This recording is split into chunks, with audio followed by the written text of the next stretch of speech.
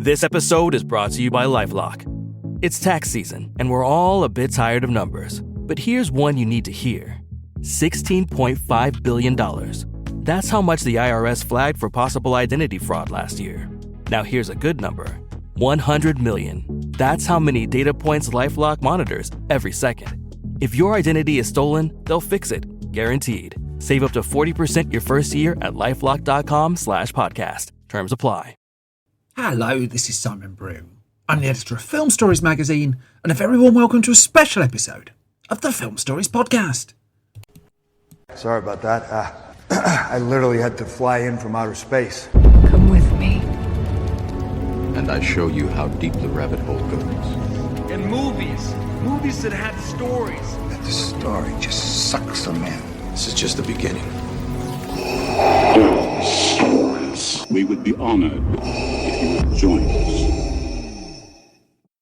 Hello, and a very warm welcome to Film Stories with Simon Broom. I am Simon Brew. As always, that's everything you need to know about me.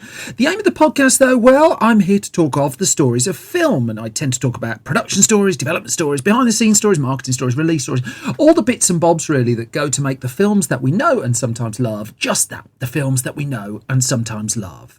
The films I tend to cover in this podcast are mainstream-leaning, really. They're films I'm interested in or invested in to some degree, and I do try not to punch down. I do try not to do snark. And what I also try to do is every now and then do a special episode where I bring a filmmaker on to talk about their new film and their body of work, and that's what you've happened upon here. I've been trying to talk to Will Gluck for a little while because I'm a huge fan of his 2010 comedy Easy A. His career's also taken in the likes of Friends with Benefits, Fired Up, the Annie musical that was released in the midst of the cyber terrorist attack on Sony's servers, which I'm going to come to in my conversation with him. And more recently, he's done Peter Rabbit and Peter Rabbit 2. Now, I incorrectly called Peter Rabbit 2 Peter Rabbit 2, The Runaway. The Runaway in this podcast that you're about to hear. As I understand it, it's now called Peter Rabbit 2. I wasn't a massive fan of the first Peter Rabbit film, but I found myself, and I don't think I'm allowed to give a full review or anything like this, I found myself far more charmed by the second one. And so the conversation you're about to hear is my conversation with Will Gluck, where we talk about Peter Rabbit 2, which comes to UK cinemas on May the 17th, 2021. But also we talk about a bunch of his other films as well as, well, really, what was it like releasing a film such as Annie that he'd worked on for a couple of years in the midst of such a troubled time at Sony. So we get into all of that, the other side of this clip, which is from the upcoming Peter Rabbit 2. Where is Peter? Peter? Peter? Peter Rabbit. I'm starting to get worried. Did you miss me? Wake up, kids! We have a job to do! I'm running there tomorrow for cardio day. You can use your front legs too. Right. Let's have some fun. Oh no. Do you know what happens after you eat too much sugar? That. Do you have any friends back home? Can they be trusted? There's a couple I wouldn't let house sit. That then was a clip from Peter Rabbit 2, The Runaway. I think there's a colon in there. And I'm delighted to be joined by its co-writer, its co-producer, and its director, Will Gluck. Hello, Will. How are you? Good. How are you? I'm alive and well, and in the sunny West Midlands in England, not far from where you were supposed to make this film. I'm coming to this shortly. There's only one logical place, I think, to start when talking to you, because if you'll forgive the pun, I went down a bit of a rabbit hole, because I watched Peter Rabbit 2 earlier this week, and ahead of talking to you, I rewatched Easy A last night. Love Easy A.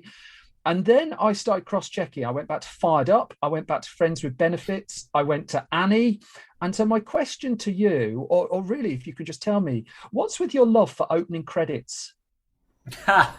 Yes, I do. I love opening credits. Yeah. I do. I'm not taking the rise either. Genuinely, someone's put a lot of care into those opening credits. Yeah, I put a lot of care in the opening credits. I also do a lot of stuff in the final credits. After the credits roll, I do stuff. I think a lot of it has to do with the fact that you spend so much time in a movie and you're staring at stuff. You don't want anything good to go to waste. And I have a really good kind of a partner who I always do, who does all my titles for me. The name of the company is Plucky. And we spend a lot. They're one of the few people that even before I start making the movie, we discuss about what the credits might be. Is that right? Yep, even before we start shooting it. I just think they're awesome, and whenever I see a movie with has just basic credits, my heart drops a little bit. Yeah, well, I think Steven Spielberg spoiled it for us all with Jurassic Park. He just took that the opening credits out, didn't he? And just said, it's Jurassic Park, watch the credits at the end. Yeah, right. So, I mean, in particular, I'll come to Peter Rabbit in a second, but the opening credits to Annie, the layering of the title of Annie on a pavement, I just want you to know someone noticed that and thought that was, someone really cared about that. I don't know, too, if you kind of keep a scorecard when you're doing press with the UK for this particular film of certain things that come up. And I got that impression. I appreciate I'm falling completely into the bear trap here. When you put a line in the middle of a film, I mean, you're just asking for it, I figure, of an American taking on a British legend and a stare at the camera. I mean, do you scour the reviews or the response or anything just to see who's picked up on something like that? Oh, I thought you, listen, people who I believe everyone reads reviews. I don't read them all. I just get a sense of them. Will I scour the reviews? I will like it if people mention that. I don't want it to come off as if I'm attacking them. I just want people to understand that we know. It's like whenever I read the stuff or the reviews, like I know I'm an American doing this. I know I took Peter Rabbit. Because my point is, there is no story to Peter Rabbit. We had to make a story. So I just wanted to, like, we know we're doing the best we can.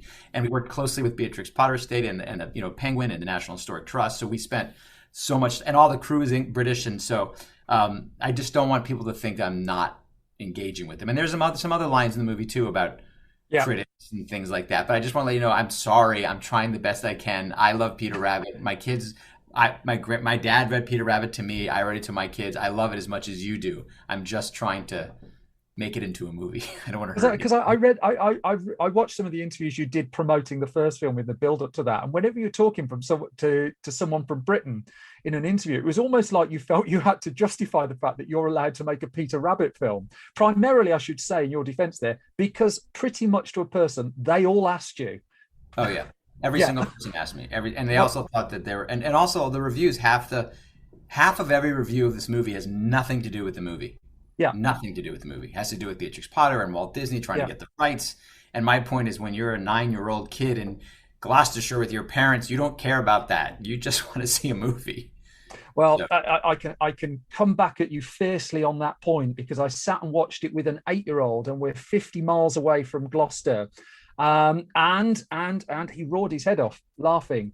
I mean, he really enjoyed this. And I enjoyed it as well. He didn't turn to you and ask if Beatrix Potter is rolling over in her grave? He did, actually. I mean, he's got a whole series of questions about how dare an American make this, obviously. But he really enjoed this. And I really enjoyed it as well. I'm not doing the whole, I'll do a nice interview smiling at you in the face, then go and stab you in the back when I write a review either.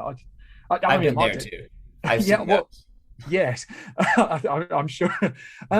But I mean, the point we're at now in cinema in the UK, I don't know if you're aware of this, but one of the biggest chains in the UK is Odeon, which I think is owned by AMC, which I think is American. Yeah. So they've put out a thing this week as we're recording this podcast, where they're talking about reopening their cinemas, which we're able to do in the UK in a week or two's time.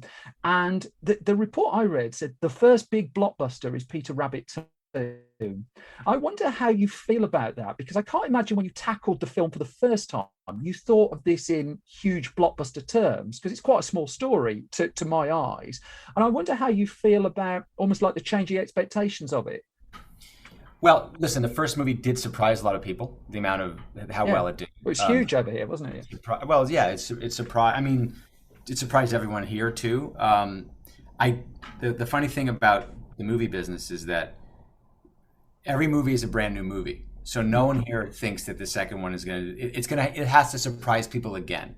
This is one of those movies in this franchises that if it keeps going every time, it'll surprise people. So the one interesting thing about it opening in the UK is the first movie is I'm so excited for this to be in the UK because I think I don't know if I just mentioned this to you or not, but it's over the pandemic. We've all been at home and we've all been watching and consuming so much more content than we normally did, but we've been watching it and consuming it by ourselves. You've been watching it, your kids are in the other room, your partner's in the other room. It's all very solitary. There's been no shared viewing experiences or very few. So I'm excited for this movie, for people to go out together, transport cars, getting there, getting to the theater, watching the film, of course on the big screen, there's all that. But then afterwards, talking about it and sharing it with each other, what you just saw, and the emotion you felt with other people in the theater laughing, not laughing, walking out saying it was terrible, but at least you're all there together. So that to me is I'm very excited. And because it's such a British property, I mean, I'm really excited that it's really, I mean, it did open in Australia 3 weeks ago, a month ago, and it did very well there. But I'm excited for people to kind of make it an event of like, we're all going back to the theater. Now, listen, are there some people on Twitter that's saying like, oh man, of all the movies to start, why is it Peter Rabbit 2 and not Venom or something? But you know what? As long as they spell the name of the movie right. Have you seen what you're up against? Because you are opening day of UK cinemas, and it's you against Saw 9 for the family movie dollar there. I think I fancy your chances in truth. Yes. Although, I mean, maybe some people will put their kids in and walk over to Saw 9 and come back. I'd never do that, obviously. No, never do that. I'm a grown-up, me. I mean, I have to ask this, even though I sort of know the answer. But I mean, I'm relatively close to Gloucester. I've been round Gloucester Market. The version of Gloucester in your film is a loving. I never thought I'd ask this question of anyone ever. Is a lovingly recreated version of Gloucester in Australia. And presumably this is studio economics, a little bit of work, because you filmed some of the first one in the UK. You were up in the Lake District, I think. Were you back again in the UK? We filmed more in the UK the second one than the first one. I spent a week in Gloucester. You did? Yes, I did. Some nice cafes there. Yeah. So I spent a week in Gloucester scouting. Yeah, because I wanted to do where the Tailor of Gloucester was. We saw all that, and we, from the Beatrix Potter books, the Tailor of Gloucester takes place in Gloucester. So we wanted to shoot in Gloucester. We couldn't. Gloucester is kind of not the greatest place to film for certain things right now. The beautiful cathedrals there, the docks are beautiful. How dare you? Hold on. Let me get around. So we filmed all that. So that's all in the movie, right? The Gloucester docks are in the movie, the cathedrals in the movie, Tailor of Gloucester. And then we decided to rebuild the Tailor of Gloucester set in Australia. But we then filmed Richmond for Gloucester. So we filmed many, many weeks in Richmond for Gloucester, mainly because it was closer to London, frankly, because it was easier for the transport for the crew. But we spent a long time ago, beautiful place we stayed. I would love to have filmed in Gloucester, but for what we need, it was hard to find stuff. That's why Richmond was easier.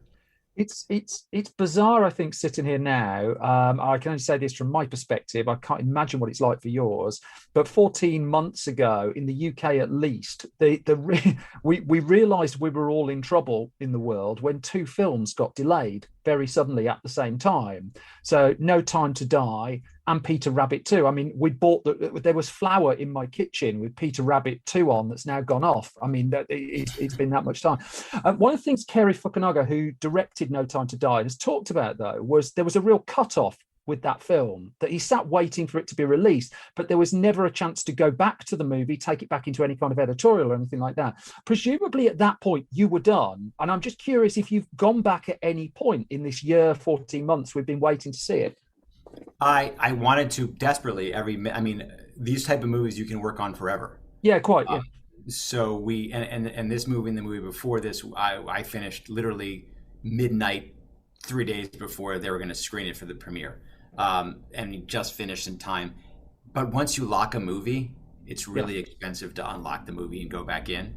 So many times I wanted to, but we didn't go back in at all. It was kind of frozen in time.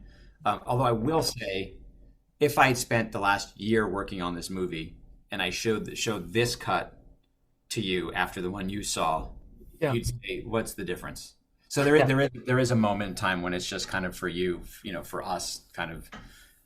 So, and the funny thing is that I saw the movie recently for the first time in 14 months. Interesting. And all I saw was, this could be fixed. I should do this. I have another joke. This is a good thing. I saw with one of my friend's kids who had a question in there for me. He was a 6-year-old and he said, "What is this?" And I was like, "Oh no, I should go back in and explain it." But that's why you don't see your movies after you finish them. Oh, it's made by an American, didn't you know? So, the oracle of IMDb clearly tells nothing but the truth. And I've scoured your credits. And I think this is your first sequel. This is the first time you've done a follow-up to one of your projects. Right. And so, you're, because I've been following your films for a long time, and you've jumped, in the nicest sense, all over the place. You've not been tied down particularly to a specific genre or anything like that, and we're all supposed to pigeonhole you, and we're not very good at that. But when it comes to revisiting characters, when it comes to revisiting stuff that you've set up in a first film, how much do you go back and look at, say, the reaction to the first film? How much is in your mind when you're making the first film? Do you do a clean break and start from scratch? It's true, because I've done every genre. I like moving genres, and this to me is like, well, this is the sequel genre. So I've done this. Again, I started my career in television, right? I did TV series and I created TV series. So it wasn't hard for me to do the second one, because to me it felt like I know the characters so well from the TV series writing another episode. But I really wanted to make sure that this movie was not an episode. It was more of an evolution of the characters. So. Yeah. In my head, it was like 2 years later. Forget rabbit years, just 2 years later. So a lot has changed with kids in 2 years. So I just kind of took what we kind of built on, what we had, and kind of built on it. But to answer your question is, was I aware of people's reactions to certain things? Of course, we don't live in a vacuum. Yeah. And not only that, in addition to like adult critics, which are great, it's more kids, right? Kids will tell you honestly, I like this person, I didn't like that person. And those are the people I kind of listen to. And certain characters that people liked, we kind of said, oh, we didn't cater to it, but it made us feel better that the way we were going. Like, for instance, the Roosters. I created those characters. They weren't Beatrix Potter. So I was like, should I do them in the second one, or is it going to feel like a repeat? And the only way I figured out, I was like, no, let's do it an allegory for religion, which is what the Roosters did. And then I go, okay, that's a reason to use these guys again. So if we could use what we like, but then do something different, we tried to do. But sequels are hard because you don't want to repeat anything. And the worst is, do this again. It was so good in the first one. Well, then go watch the first one again. We're going to do something different.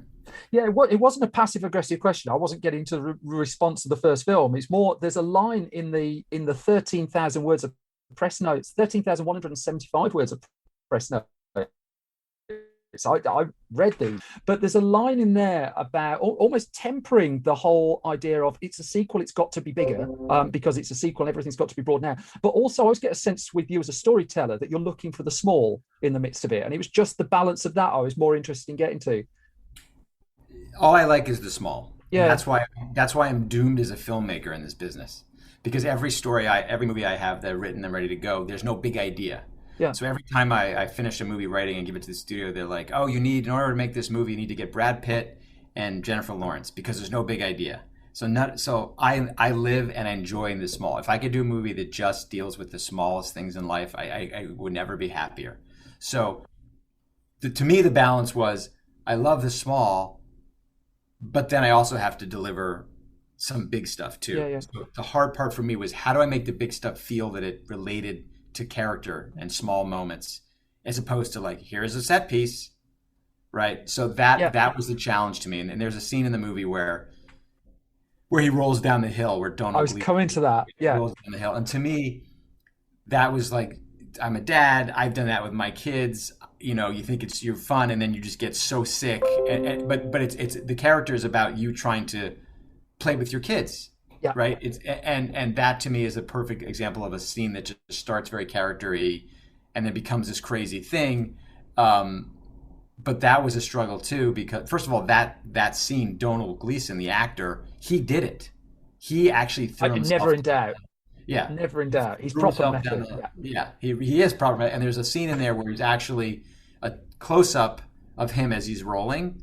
Yeah, and that was Donald with a camera duct taped to his hand out of frame, duct taped with a stick, like a stick that held it stiff, and just rolling down.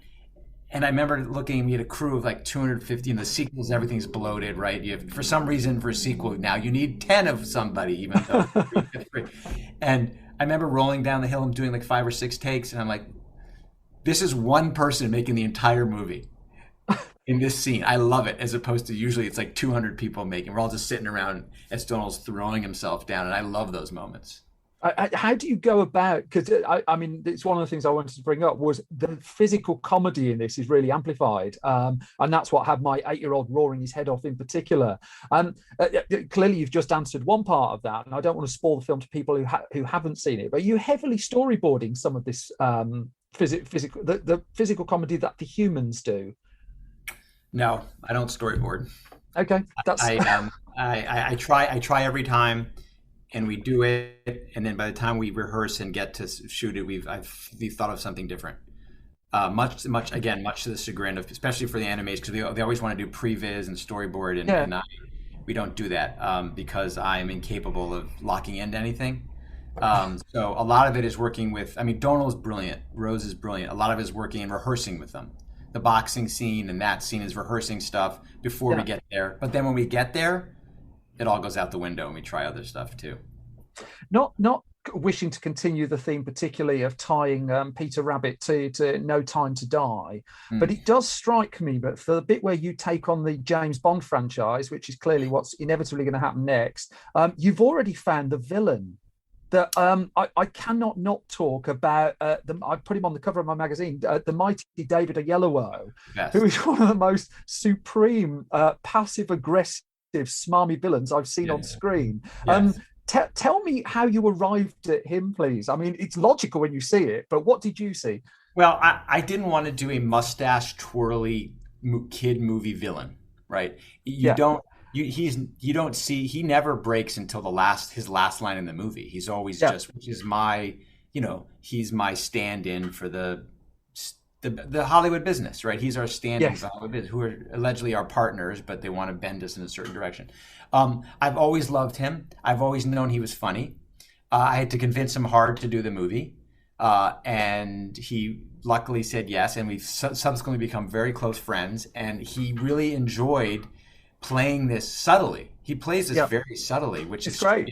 Strange for this type of movie, because in our business, in every business, you come across people who you think are on your side.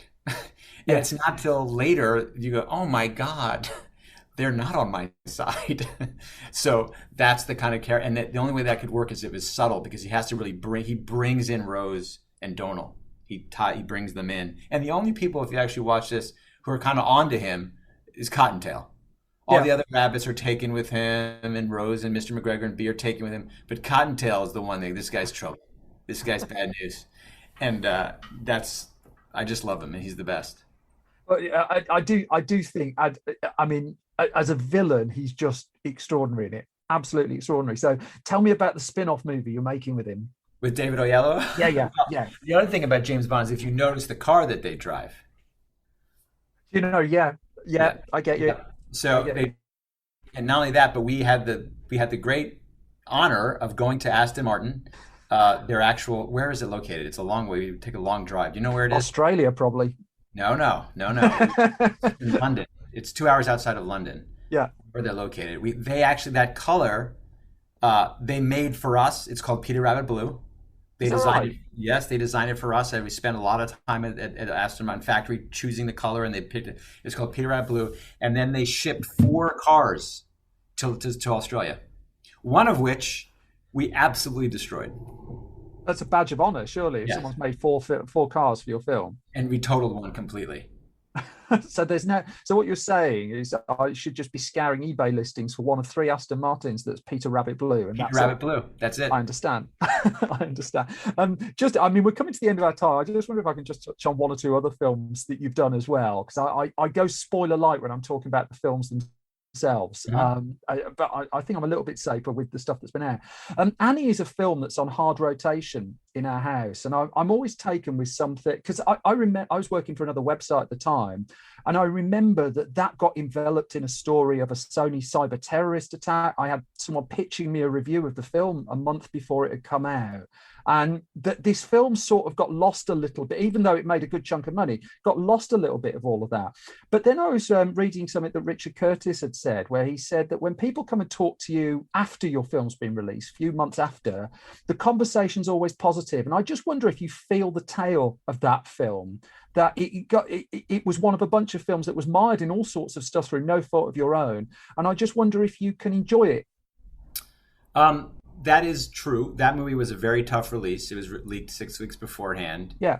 It was everywhere. It was, and a year or so later, they actually sent me the numbers of how much they thought it was destroyed by the box office, and it was colossal. And also, it was also mired in the controversy of casting African American. It was mired in many controversies. Again, none of which had anything to do with the film. And it was a tough time. That was a tough one. It wasn't reviewed very well. But like you said, that's one of those movies that nowadays people and their kids watch over and over and over again, and with the luxury of time and perspective. But it really is hard to separate yourself from the release. It's hard to separate yourself emotionally from the release of a movie to later on when people say it, because whenever they bring it up to you, your first reaction is always that. It's funny. You spend 2 years making a movie, writing it, directing it, and you're all in it, and you're loving it, and you're working with your team, and you're all the good and the bad. You're all for it. You're all on the team. You're all wearing the uniform. And then during that 1 week release, you can't feel more alone. Yeah. For better or for worse, mostly for worse. And then you kind of forget the first 2 years. So it takes you time to kind of remember the goodness of making the movie when people talk about it later. But it's and again, we're not digging ditches for a living. So as I keep saying to my kids all the time, hey, I put on puppet shows for a living. I'm the luckiest person in the world. So that perspective always gets you. But those couple of weeks they're not fun. They're not fun.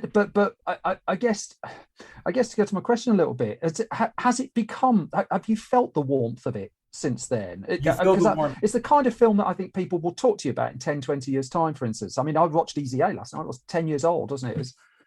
You feel the warmth from people watching it for sure, and you feel, and especially the farther you get away from Los Angeles.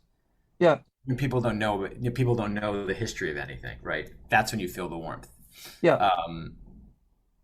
Yes, you do feel the warmth, but a lot of people don't want to bring it up in Los Angeles. Okay. Sadly, where I live. Is this why you go and make your films in Australia? God, I love it. I'm trying so hard to work my next movie in Australia. I loved it so much, and surprised me, but I loved it so much. Yeah. You're going full George Miller on us. Yes. Revive Babe next. That'll be great. I mean, watching Easy A last night. A couple of things really struck me about it, because I really enjoyed it at the time. But what I hadn't appreciated was the level of the cast for a second time director. That pretty much in every role. And I mean, I rewatched Sneakers the other week, and Sneakers is a film where every 30 minutes another role appears, but it's a really good actor, and it's just like you just think it's just someone who perhaps should be an extra or something like that. I really got that from Easy A as well. And I just wonder what that. I mean, it's a basic question, but as a second-time director, appreciating your background in television beforehand, what's it like going when you see the call sheet and there's all of these names? You know, they're Malcolm McDowell. It's just like, don't terrify me. A second-time director whose first movie didn't do very well, to put it mildly. I had an incredible amount of support from the studio head with that movie. His name is that Amy Pascal at the time. She was the studio head, and the division head was Clint Culpepper. Gotcha. So they helped me get that cast. I love nothing, as you said earlier. I love to live in the small. I also love actors. There's nothing more I like to shoot if I look at the day's work, and all it is an two actors, 5 pages. Yeah, I could not be happier in business world to do that. So getting these actors on set, and they would come on for 5 days, and then next person would come for 5 days, and me, Emma Stone, and I were both kind of in the same boat. We'd be like, oh my God, Tucci's coming on Monday. I can't believe it, right? And then that Friday we'd say, can you believe that Tom Church is coming on Monday? So it's like we were all together, and we're like, keep it together. So we're all kind of doing it. I really wanted Emma to be surrounded by amazing actors because I knew she was an incredible actor. So I wanted her to kind of read that one right. Yeah. That one. That's the one thing I did read right. So I really wanted to. I wanted all to be the same level. So it was incredible. And then again, Malcolm McDowell, like you said, and every single part there, we really tried to shoot high, and every one of them I think had a good time because of it. Yeah. Did you have a good time? I had a great time. I had a great time because we shot it in a town in California where we have a house. My kids were there. It was over the summer. We would walk to set. I mean, it was the most idyllic, perfect summer that I've probably ever had. And were you at a point in your career where you can put a joke in a film about like Tom Cruise or a Demi Moore movie and not get the pushback from the studio? Is that all fairly clean sailing? Yeah, I made 7 movies for that studio. They've never. Well, quite. Yeah, it's just like they've all been good. Yeah. So I'm getting unsurprisingly the note to wind up. But I'm reading again. The Oracle of IMDb tells me what you're up to now. Are you really making a film of Just Dance? So we're producing it. Okay. My company's produced. We're in the middle of developing it. It actually came up quite good. It's more like it's like a Love Actually with dance. Okay. So we're in the middle of writing the script, and we're going to produce it. Initially, I had your reaction when it was pitched to me. Yeah. But once we realized what they wanted to do, which was, have it's a Love Actually with dance, I was like, oh, that could work. So we're giving it a shot. Well, the trick to Just Dance as a playing tip is if you buy it the day it comes out and go on the online dance floor. Me and my daughter got to 394th in the world, primarily because no one else was playing it, and then we never play it again, and that's absolutely fine. You got it earlier because you're the UK, so you get it before America. Absolutely. Well, yeah. I mean, I'm not quite that dedicated, but I'm a middle-aged man who doesn't move very well, so I'm quite proud of my 390 whatever. Right. So what are you up to next? Because I mean, apart from watching Peter Rabbit 2 finally make it into the world, is there stuff that you're itching to direct? Because according to the Wrap, your company's got all sorts of projects going. I'm just curious which you're going to get the most hands-on with. Yeah, so there's two movies that I've written, and I'm currently casting. So whatever we get cast first, I'll film, and they're both adult kind of drama comedies, which is what I always kind of did. I took a detour for Peter Rabbit because I have kids, and I enjoyed it. I really love it, but now I'm going to try to do a little more the stuff that like this, live in the small. I'd love to live in the small for a minute with rabbits. Yes, well, of course, it has to be rabbits. Yeah. Will Gluck, this has been an absolute delight, and congratulations on your film. Thank you, and the very best to you. And you too. Go see the movie in the theater. And if you want to see Peter Rabbit 2 in a cinema, then it's in the UK from May the 17th, 2021. My huge thanks to Will Gluck for spending his time talking to me and being so candid about some of his experiences there as well. If you want more from my waffling, you can find me on Twitter at Simon Brew. You can find the entire Film Stories project at Film Stories Pod. Website filmstories.co.uk is where you'll find a whole bunch of updated every weekday movie news, reviews, features, all sorts of bobbins like that. You can buy our magazines at store.filmstories.co.uk, and also our Blu-ray edition of Sneakers, which I'm in the midst of putting together at the moment, is also up for pre-order there. Facebook.com/filmstoriesonline and youtube.com/filmstories. Also, our live shows are back as well. You can find out more about those at filmstories.co.uk. Main thing now, though, is, well, it's you, that I hope you're well, that I hope you're safe. I thank you as always for listening. I thank you for your support, and I'll be back soon with your regular episode of Film Stories. Take care. Bye-bye.